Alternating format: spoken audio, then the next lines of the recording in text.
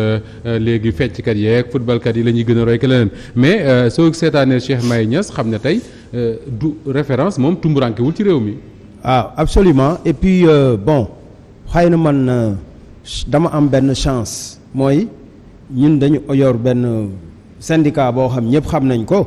donc syndicat boobu day liggéey ci wàllu éducation mais yàlla daf ñu may chance nag que dañu am des rapports particuliers que nous entretenons avec toutes les grandes familles religieuses du Sénégal parce que dañu jàpp ne.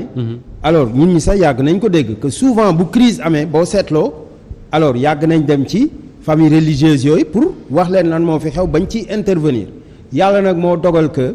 moom bi muy soog a falu. ñun automatiquement fekk xalif beneen bi wàññeeku woon dañu demoon taseeg moom. muy soog a ñëw ci jal bi mais li ñu njëkk a jàngat mooy li mu def tey.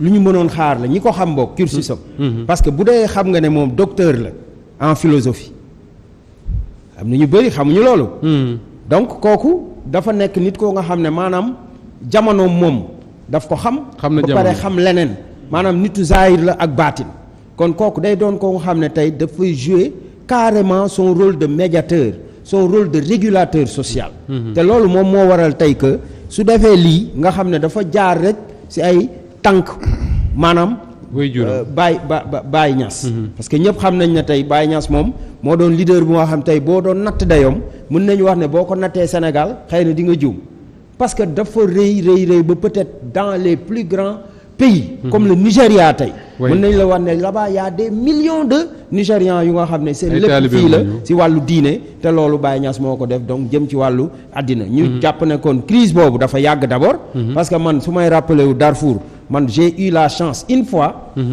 d'être recruté comme formateur des militaires yi war a dem Darfour loolu dafa yàgg 2008 man instructeur laa alors boo xam ne camp Lemonnier fële la ñu nekkoon Colobane di def instruction pour préparer les militaires yi waroon dem man ma am chance ñu recruter woon ma foofu ma liggéey ci loolu pendant 1 mois donc xamoon crise bi ni mu demee woon moo tax tey bu ñu gisee moom mu dem réussir fa lii dañuy wax ne bett ñu ci moom te ñuy ñaan yàlla aussi yeneen chef religieux yëpp ñu xam ne liñ koy wax rek comme seen émission bi fi amoon diine ak jamono ñoom dañu am lu ñu xam ci diine war ko utiliser nag pour fay taal yi nga xam ne moom la ñuy seet ci jamono macha allah alors ci moment boobu Mame Birame Wathie président Macky Sall boobu ma nga woon ca Russie daje ak ngóor si di Vladimir Poutine tey ngaa bañ a wax ngóor si nga wax de Vladimir Poutine ak doo ko bëgg rek mën nañ jàpp ne quand même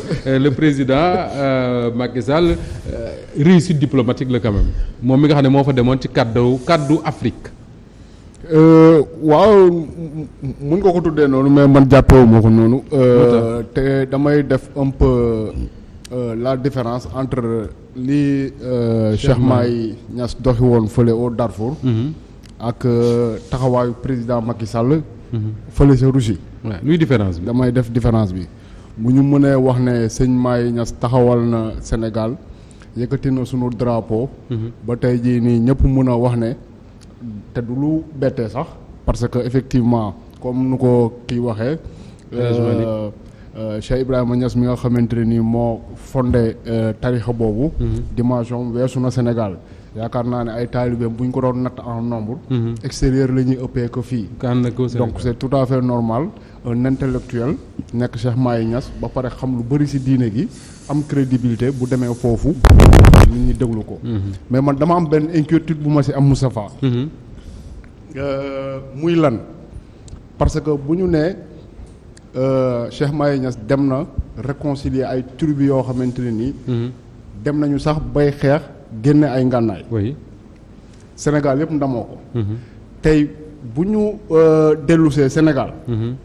ñu am fi ay jafe-jafe politique. ba mu jur ay xeexook ay reyantoo. gàcce lay doon pour Sénégal yëpp. maanaam fierté bi ñuy sentir tey. mun nañu ressentir demain le contraire. gàcce. bien sûr pourquoi parce que. nit ñi adduna bi xam nañ ne y a quelqu'un boo xamante ne nii mën na jubóole ñoo xamante ne nii. yoroon nañ sax ay ngànnaay di xeex. ñu ne léegi Sénégal. convaincre ay militaires ñu wàcc seen état très bien ñu ne Sénégal xeexuñu ngànnaay ay politiciens kese la. mais dëkk ba tàkk na. loolu suñu gàcce la.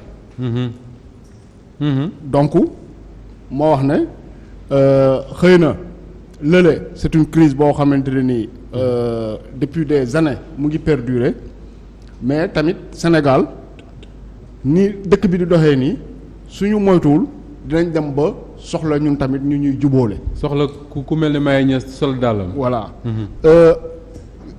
démarche su président Macky Sall bi nag fële sa Russie. Russie oui. man dama jàpp ne au contraire dafa wàccee Afrique. lu tax. waaw man loolu laa gën a jàpp ci démarche su président pourquoi. parce que Moustapha soo dégloo reportage bi ci RTS def France 24 def ko ci. président Macky Sall lu mu njëkk a wax Poutine mooy que soo seetloo pays africains yu bëri condamné wuñu attaque bi nga def ci Ukraine wax na ko mu nekk wax ju garaaw déjà.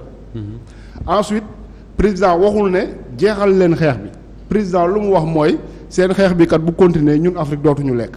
ñun victime lañ ci. très bien. non mooy rek boo leen ko continuer ñun dootuñu lekk parce que. Afrique ci yéen lay dépendre véritablement. pour lekk mais loolu Moustapha gàcce mënu koo weesu parce que Russie gañu yaakaar. mbaa loolu tax Poutine di ree. mais xam nga. di nga Poutine déjà moo la gën a xam ne Macky Sall mii di wax au nom des Africains. pays yu bëri il ne se retrouve pas ci li muy wax. tey boo demoo laajte les dirigeants maliens ñu ne la fa Macky Sall wax ñun saanu. Mali ñoom Russie la ñu àndal. nga dem Burkina Faso ñu la wax la même chose nga dem Guinée ñu wax la même chose donc loolu te xam nga bu ñu toogee Moustapha. xam nga Russie en 2000.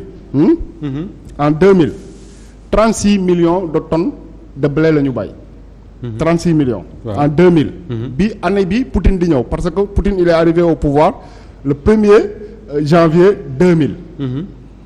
mais en 2020 xam nga ñaata la Russie bay. ci blé. ci ñaata. 80 millions de tonnes maanaam en 20 ans doublé nañ seen production de blé. mais Russie ëppul Sénégal ndox c'est comme si le président Macky Sall moom dëkk bu mu jiite ay handicapés ñoo fa nekk ñu baal ma handicapés yi je n'ai rien contre ñoom mais pour montrer que rek ñi fa nekk ils sont incapables parce que yow bu nekkee am nga ndox. am suuf bu nekkee am nga suuf en plus dégg naa ko muy waxu engrais. mais également on a besoin d'engrais pour un pays boo xamante ni il y a 20 ans on te citait parmi les premiers producteurs d'engrais. Sénégal à travers. phosphate bu Taïba n'est-ce pas ñu dem ba dëkk boobu lépp loo xamante ne ni baax na fa muy matière première. ñu jël ko importer ko. tey Maroc à un moment donné ñu ngi naan moom mooy premier producteur de phosphate beneen pays topp ci ñun Sénégal ñuy troisième. tey boo demee Maroc seen phosphate ils l'ont utilisé de sorte que boo tëjoon frontière Europe yi ñoom seen agriculture mën na leen a permettre ñu dund. mais pourquoi Sénégal nga am 3 fleuves loo xamante ne ni je suis persuadé que ne Russie soo jëlee superficie am nga diviser ko par bu Sénégal amul quantité d'eau bu Sénégal am nga dem Russie je suis persuadé que ne jeunesse bu Sénégal am parce que bay doole moo koy def. bu nekkee amuloo ay machine je suis persuadé que Sénégal moo ëpp ay jeunes Russie léegi ñun nan la ñu mën a def ba xeex boo xamante ni ça se passe à des milliers de kilomètres du Sénégal ñu ne seen xeex bi bu continuer dootuñu lekk. mais loolu c'est problématique parce que bu doon tey dañu ne guerre bi kat bu continuer baril pétrole bi dina yokku certains produits dina yokku ñu ne ok c'est compréhensible parce que Russie bokk na ci les plus grands producteurs de pétrole et de gaz. mais Moustapha ñii waxuñu pétrole waxuñu gaz xam nga lan la ñuy wax. blé loo xamante ni bay lañ koy def pour am ko. lu ñu lekk. alors loolu pàcc la waaw mais gannaaw format émission bi. ni mu demee allez-y même sooy continuer. damay wax tout de suite ne li mu wax ne Macky Sall moom la wax ci Poutine. allez-y méngoowul ak luy dëgg waxu fa loolu. allez-y su jotee ñu wax ko. mun naa ko wax allez-y voilà. le président Macky Sall demul yalwaaniwul Poutine leneen li ci des mooy li ñu wax tam ci production agricole. ak li nekk bokkul. président Macky Sall dafa jiite Afrique ci kuréel bi leen jiite muy Union africaine addina bi ay chaîne de valeur la. lan moo nekkul. ah sëñ bi déglu rek. non moom laa lay wax da ngay déglu. waaw ak dégloo rek ak dégloo rek. maam bi bu àggalee nga ñëwaat. dama bëgg a wax li mu wax ak dégloo rek ma xam lan la quoi. li nga ne président Macky Sall dafa dem non président Macky Sall yalwaaniwul Poutine léegi damay expliquer la mu def yi déglu. la mu wax Poutine lañ bëgg a dégg. déglu rek. production bi nga wax. addina bi ay chaîne de valeur la kii day béy li kii di produire li kii di produire la ca des. les céréales mondiales du Afrique rek du Sénégal rek près de plus de 40%. ñu ngi koy béy entre Ukraine ak Russie. te yaa ngi wax li nga waxul sénégalais yi te war leen ko wax parce que suñuy compatriotes yi ñuy déglu dañ leen di war a wax dëgg nañ bàyyi jaxase xelu nit yi. dëgg gi mooy la. dëgg gi mooy tey jii diwlin. Allemagne dafa multiplier wu par 3. Allemagne bi sëq rek ak ñoom Allemagne xanaa du dëkku ndóol. France. inflation bi mu ngay jóg jëm 20% xam nga ko. maam Birame xam nga ko maa ngi lay déglu rek. waaw yaa ngi may déglu waaye xam nga ne xam nga ko. Moustapha xam na ko. yow xam nga ko ajjuma ñun ñu toog ci plateau bi yëpp xam nañ ko lu tax duñu wax suñu mbokk yi dëgg. nañ leen wax ne guerre ba fa am ak Covid bi jaxase na chaîne de valeur mondiale yi. Macky Sall jël ci ay mbagam. daal di dem seeti ñay def xare ba. mu ne leen seen xare bi mi ngi lor ñeneen ci àddina bi. te it may fàttali Poutine ne. bañ lay teg ay sanctions waxul ne dañu d'accord ak xeex bi muy dal ci kaw Ukraine de foofu la wax li méngoowul ak dëgg nekk waxu ko ne. li nga dal ci Ukraine dañ ci ànd ak yow waxul loolu. waaw mais il a dit africain yi condamné wuñ ko. daf ko ne. oui sanctions yi ñu la teg ñun africains yi teguñ la ko ñaari bokkul daan yi ñu la teg. bay fatt sa askan. ñun teguñ la loolu. mais Moussa Fall. waa déet waay sëñ bi na mun a muñ tuuti. non dama bëgg ñu teg ko rek. waaw yan bi tuuti rek may ma tuuti yaa ngi dégg. loolu la ko wax. waaw donc nañuy wax li méngoo Macky Sall sénégalais yëpp war a am fierté ci moom. africains yëpp ñoo war a am fierté ci taxawaayam.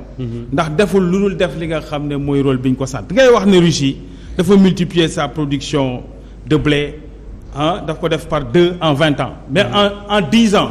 La production arachidière de ce pays a été multipliée par 3. On est passé de 500 000 tonnes à 1 800 000 tonnes d'arachide. Damal seeti les chiffres foo ko bëgg. En moins de 10 ans, la production rizicole de ce pays est passée de 400 000 tonnes à 1 400 000 tonnes. Vous aviez produit autosuffisance. waaw mais il faut ngeen dal. ni ñu koy wax sax polémique dafa teel. il faut ngeen dal ndax man laa leen déglu yéen ñëpp. mais li ma leen di ñaan rek mooy su ma waree wax ngeen déglu ma. allez-y. donc soo waxee ne Russie dafa multiplier par 2. ses productions agricoles sur le blé ñun sur l'arachide dañ ko multiplier par 3. ma tegal la ci ne yow xamoon nga bon impayé ci réew mi. bon impayé yéen ñëpp ko xamoon. bon impayé amatul ci réew mi ndax yoon ak état moo réglementé production ak commercialisation arachide. ba nga xam ne béykat bu béyati soo joxee sa mbéy. ñu jox la sab koppar. d'accord donc lii mooy li nga xam ne mooy li dëgg. Maroc ci boppam bi nga naan dafa mucc ci production bi loolu yi tamit méngoowul ak dëgg. Maroc moo la ëpp lu muy utiliser production de blé. ndax ñoom seen base u lekk essentiellement. blé la ak mburu ñoom ñoo njëkk a am njàqare bien plus que l'Afrique subsaharienne. suñuy wax ak suñu askan nañ koy wax li nga xam ne moo ne. alors Pape Sané on prendra le temps de parler de tout ça Pape Sané est-ce que d'accord nga ak man parce que man je ne suis pas d'accord avec Mame Birame non après nga ñëwaat après nga ñëwaat y a pas de souci man dama jàpp ne succès diplomatique la est-ce que ci point de vue boobu nga nekk wala déet. non succès diplomatique pour l'Afrique ou pour le Sénégal parce que tamit il faut que mu leer. ah mais boo nee Afrique ne Sénégal. ah déedéet non. La présidence de l'Union africaine actuellement elle est sénégalaise. waaw mais dafal naa ko parce que tamit boo déggee wax ji quelque part. On tire plutôt du côté du Sénégal pas plutôt du côté de l'Afrique. léegi bu dee ci wàllu continent africain. moom mu jiite Union africaine.